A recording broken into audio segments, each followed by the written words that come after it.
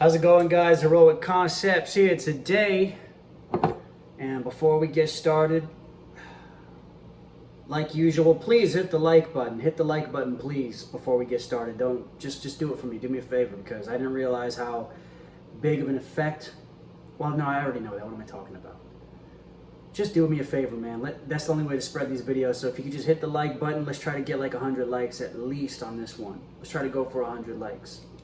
Y'all help me out, man, please, before we get started.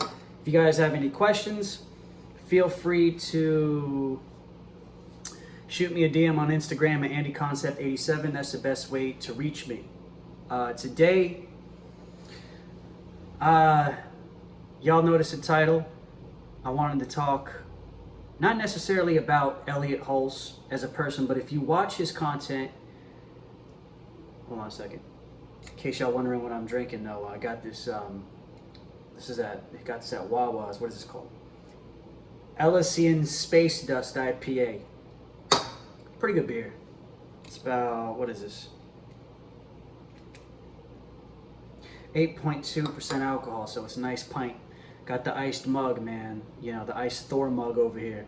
So, just gotta enjoy a nice beer. Just wanted to kick it with you guys and get into this. But anyway, sorry for being off topic. Just got squirrely minded there for a second. Got distracted. I want to talk about, if you watched any of Elliott Hulse's recent stuff, which I just got in touch with maybe a couple weeks back. You know, I used to watch him every now and again too, just to kind of, you know, because I wanted to do something similar to what he did before I started doing Heroic Concepts. And we're kind of in the same sphere. You know, he teaches basically, you know, through fitness at first, and just answered a lot of questions centering around, you know, just helping boys mostly to become more masculine. And I noticed recently he's been talking a lot about his faith.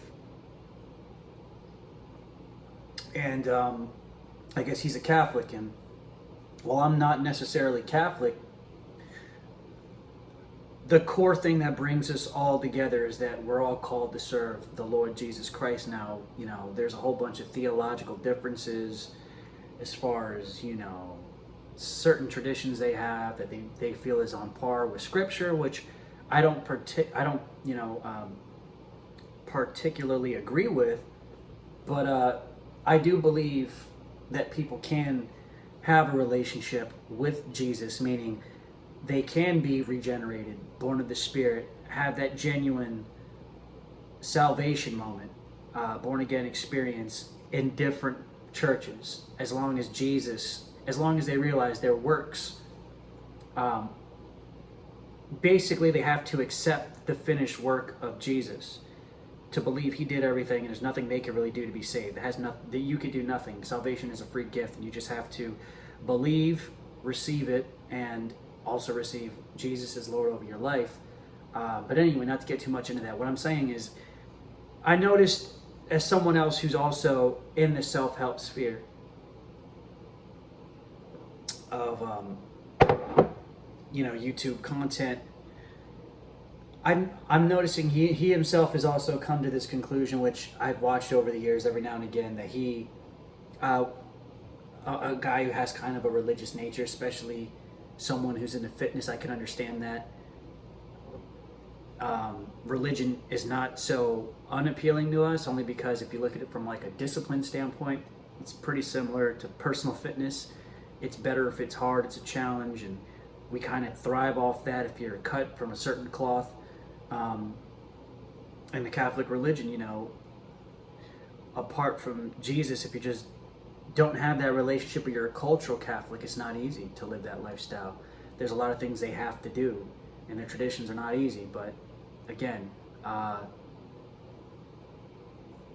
if you're, you know, I think the main difference between what they believe and as far as how they do things, they make sure, well, like, I don't want to say what they do, but this is my personal perspective on it. Being a Catholic is a lot harder than being what you would call, you know, like a typical Protestant Christian who just goes to a church service where they have like this rock band sort of performance, and it's like a mega church, and they go to church on Sundays, but they're like, oh, I'm saved, but I do whatever I want to do.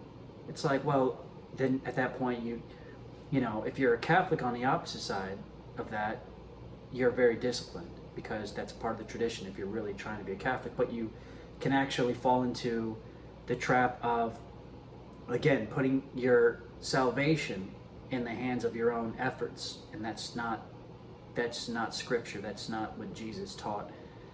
The good works comes from your faith, because you do the work because you know there's evidence, internal evidence, that you have been connected to God, that Jesus has basically come into your life internally, and he's basically the plug, right? So here's you and here's God the Father, and he just plugs you guys in together. And until you know you've had that experience, it doesn't matter whether you're a lukewarm Protestant Christian or a super disciplined Catholic. If you've never had that experience, if you have not been regenerated, you are not saved. So you haven't surrendered to the Lord completely, and you still think you can get by in your own efforts or lack thereof, because you just, I believe in Jesus, that's enough. And it's certainly not the case. Believing in Jesus and also receiving him is a two-step process. Believe and receive him as Lord. But anyway, sorry to get too far into the theological conversation on things, but we both come from a self-help spirit. We both want to help men, and I think self-help is practical. It's helpful. It's valuable as far as reinventing yourself. But it's incomplete. And by incomplete, I mean it's not truly transformative. And what I mean by that is, to truly transform as a human being, there has to be an internal change. Now, on the outside, through white-knuckle discipline, which is what a lot of self-help is, especially a lot of the stuff I've taught or Elliott Hulse has taught over the years, it's just grinding it out. You know what I'm saying? Just doing what you got to do, becoming disciplined, just developing that strength through discipline to make things happen. And you just do what you got to do as a man, essentially. It's just, if you want to go out there and you want to gain, make gains, you got to work hard. And it's not that that's not valuable information. Yes, you do need that. But internally, outside of developing discipline, you're still the same person. You're just functioning from this place of pride or fear of not being good enough, and those are your internal motivations. You're not actually, I guess here's what I'm trying to get at. The question is, why are you even doing self-help? Why do you watch these videos about how to improve your social skills, or why do you want to build muscle? Like, what's the goal? What are you hoping to attain from doing those particular things? And if you really look under the hood, it's to feel internally satisfied, to have this permanent culmination of positive feelings. So you want permanent peace of mind. You want a permanent sense of self-worth that can never be taken from you, and doesn't rely upon your own efforts or anything that you do. You want to be loved unconditionally. And you never want it to go away. Now, obviously, if you're in the natural world, you're only as good as you're doing. You get it. If we're keeping it real, guys, you know that, like I said the other day in one of the other videos. So, you do the self-help stuff. Maybe you're a kid right now, you're insecure about where you are financially, your status, or how you feel about yourself, and you're out there grinding it out, man. I just want some girls. I just want a girl to love me, or I just want to or you just want to smash girls, which is basically the reason you want to do that is so, there's pleasure in it, but underneath the pleasure of it, you want to have some sense of being desired. of being loved, even if you know it's fake love. You know what I'm saying? You want that. So here we go. We approach a bunch of girls. We gain muscles. We get our finances in order. We become wiser. We become more cool. We try to be more indifferent. We try to hold our frames in a certain way. So we learn how to basically change the way a girl feels. So, you know, we basically learn game and strategy and all this other stuff. Why? Because we're all looking for that internal satisfaction. And through self-help, you can get those things, but they don't make you internally satisfied. So the juice is never worth the squeeze. Why? Because you're an internal being who has this eternal, internal void. You weren't made just for this life. And there's internal evidence for that. And if you don't believe me, you can look at people way further on down the road to success, at least worldly success. The Robin Williams of the world, is it Anthony Bourdain, the dude who basically his job was to fly around the world, eat really fancy foods and meet interesting people, yet he killed himself. He hung himself. Chester Bennington. People are just, I remember watching a Ted Turner video years ago, and he was talking about his dad, and one of the things his dad told him before he died was like, make sure your goals are so high that you could never achieve them in a lifetime. And the reason was because you need something to chase. You need a distraction. And all of us are wired differently to distract ourselves in different ways. But the truth is, we have to distract ourselves from the void. Some people go, oh, we'll just make peace with the void. If you're on that hippy-dippy meditation crap that, I mean, yeah, you meditate, but on what? On nothing. Because you're lacking, and you're always going to lack. There is a plug to it, but a lot of people don't want to accept the plug. Because that's where you're truly transformed. When you're truly born again, there's a rebirth, a new birth. There's a birth of the flesh. The way me and you came into this world through natural causes, and me, you know, through our mom and dad getting together and bringing us here. And then to get that plug internally, to get plugged internally, to get that, to fill that void we're all trying to fill, it takes a supernatural cause to make that happen. Something that we, no matter how hard we try, can never fill. It's a good beer, man. So I just found it interesting to see Elliott Hulse kind of come to this conclusion, and I don't know, again, not the good talking circles here, I don't know what his relationship with Jesus is like, if he's had to come into Jesus moment, because he just seems like he's still on his, like, you know, self-discipline. Yeah, but, you know, we need to, but he gets it though. He understands the Bible. He's, you know, I don't want to misquote him, but basically is something along the lines of, you know, the Bible's the most red pill book out there. He gets it. He's in tune with the red pill information, and he gets it. He gets it. And a lot of y'all, especially the young, you know, the younger guys out there, y'all don't know what it's like to really, I mean, you might know what it's like to go to church and all that, but that don't mean nothing if there's no relationship with Jesus. Y'all kind of grew up in a godless time where it's just all technology. We, you know, that's stupid stuff for idiots. That's all archaic ways of, you know, archaic beliefs and ways of doing things, and we don't need that. We're so smart.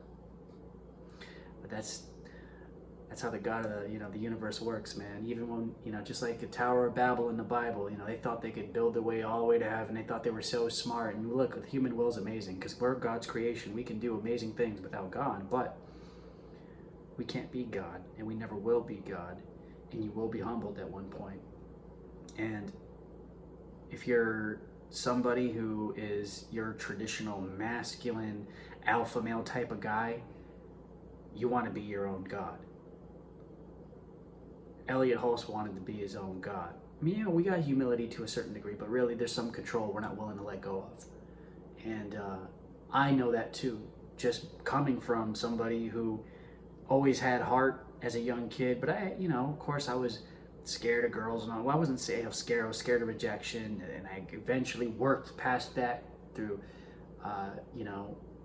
just again white knuckle discipline, and I eventually developed strong standards for myself. But when you play the game of the world, you do become callous, and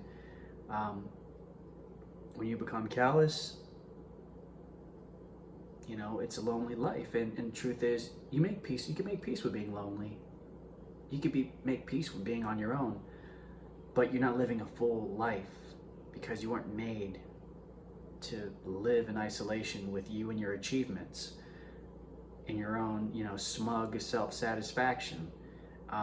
Because it's not even, again, it's all your internal satisfaction, if it's based on your own efforts, is based on things that may or may not be here tomorrow. Your status, where you currently are in life, may or may not be here tomorrow. Your financial situation may or may not be intact. You may go broke tomorrow. You never know. Your health, the way you look, your intellect may or may not be here tomorrow. Your relationships, all the things that keep you somewhat emotionally grounded may or may not be here tomorrow. So think about that for a second. If those are the things you're finding to get you through life, to help you get through this grind, or that just brings any sort of satisfaction in your life, they can be taken away from you. And if anything, this whole coronavirus thing going on right now is a huge indication of that. The fact that you have no control over what's going on. Now, don't get me wrong, you do have control over certain things in your life. As far as what you can do today to improve your situation. I'm not saying to be passive and just have faith and be passive. I'm not saying that. Because even the God I serve wants me to participate in His will. There's some action required. However,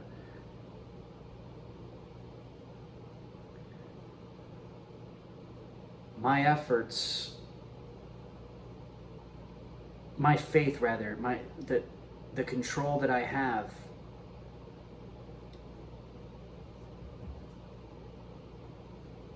is not mine. I don't have control. It's an illusion, and that's where faith comes in. You do what you can, and you leave the rest to God, and that's the way it's supposed to be. But again, we think we could play God, and we, even if we're smart about it, we set ourselves up in a situation where, well, my finances are online, I got options, whatever. Everything's looking good on the outside. I've been wise about all of this. Married the right kind of girl. I don't think she'll screw me in marriage court if she decides to just switch up on me one day. My friends are all at the same level, so they don't have a reason to stab me in the back. Listen, you don't know, man. You don't know that. And again, the coronavirus thing. Everyone's like, oh, I got a great career with a great company. I got all this money invested in the stock market. I'm good, man. I got all this real estate, passive streams of income. And then the coronavirus happens. You don't have a job.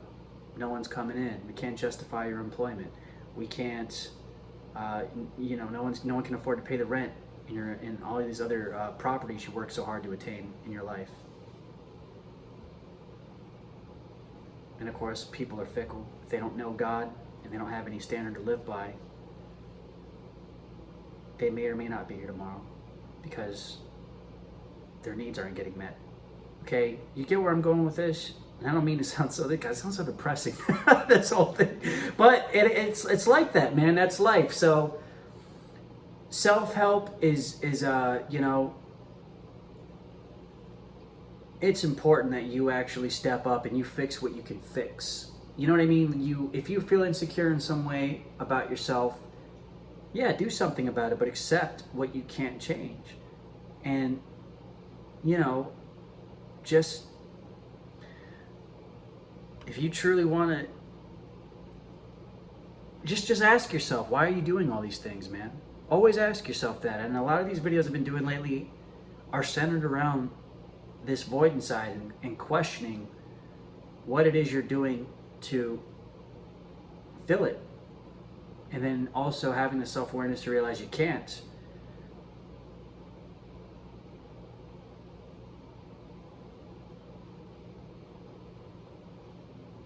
I guess I'm just trying to point y'all in the right direction. So maybe I am trying to convert all of y'all. Maybe that's what's going on here. But I don't mean to be annoying. I'm sorry. But at the same time, man, you know, it is what it is. I love you guys. But you're seeing it with other people, and somewhere down the line, you're you know, anybody who's a non-spiritual type of dude who is, you know, like I don't know about Brandon Carr. Brandon Carr was an entertaining dude. I used to like watching his YouTube channel. He was an atheist. I didn't care at the time. I don't really care now. But again, they're trying to sell you on their products, the way they're living their life, sell you on the vision of what a man is, or how to get the things he has. And here's my product. You could buy it, and I'll teach you. And there's nothing wrong with it. Listen, man, if you could provide value in the world, make a product, definitely monetize it. I'm not hating on nobody. That's not what I'm trying to do. I'm not doing that. I'm just simply stating, man, ask yourself, whatever it is you're trying to achieve, why you're trying to achieve it, what feeling are you hoping to gain from it? Because that's what it's really about. Pop open the hood and do the self-examination and really get to know why. And then start looking for the answer. All right? I know there's a little bit all over the place, but that's what happens when you have a pretty strong IP on an empty stomach and you just kind of go off on a tangent. But anyway, that's it for today's video.